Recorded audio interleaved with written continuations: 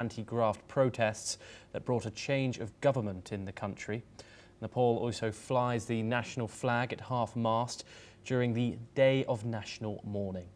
Relatives have been seen desperately trying to console distraught people whose loved ones' bodies were brought out of the mortuary and taken for their last rites at Pashupatinath Temple.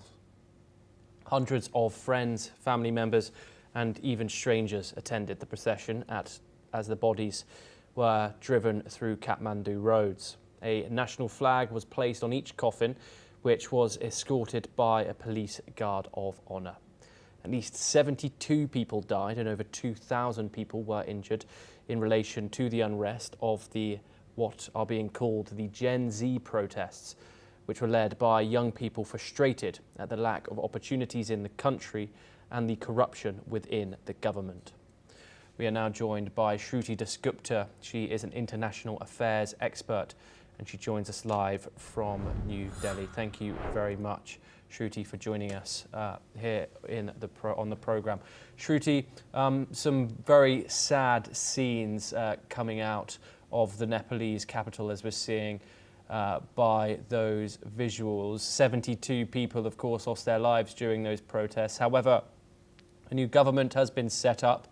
Do you think Nepal will now see some stability after those 5 days of protests which saw the deaths of so many people? Greetings, Thomas. Thank you so much for inviting me. I do hope that Kathmandu and the rest of Nepal is finding peace within their soul. Godspeed to the people who have struggled to ensure that the corruption found the right light and there was a regime change that occurred in Nepal. This funeral procession, right from Pashupatinath Temple to their last rites, was something that was a demand placed by Hami Nepal, which was the NGO that was heading the protests. Apart from this, there were other demands also placed towards the interim Prime Minister, Sushila Karki. So I believe that with at least some of these demands met, due respect given to the departed, would bring down the public furor and would place more faith in the new administration. It is already quietening down. I believe the India-Nepal border has seen lesser activity. It is quieter. And the smaller towns have also kind of had their fires put out. So I hope that the administration, that the students have themselves placed on the throne, would now work towards the welfare, address the points of contention, and ensure that law and order comes back into the land of Nepal.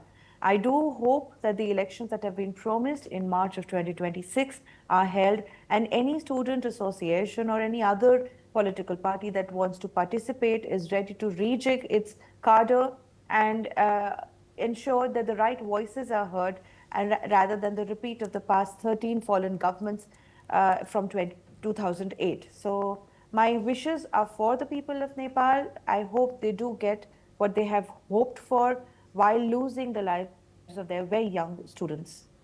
Yes, thank you very much, Shruti Dasgupta, for joining us here on the programme. Always a pleasure to talk to you. We now move on once again, and our final story this hour.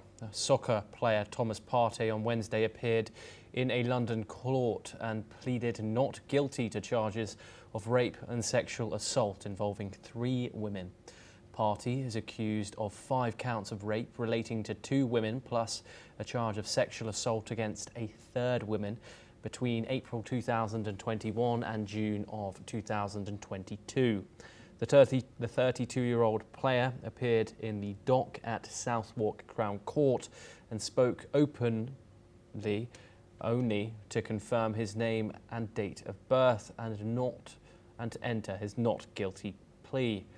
Partey was released on bail ahead of his trial, which was listed for November the 2nd, 2026, and is due to take between 6 and 8 weeks.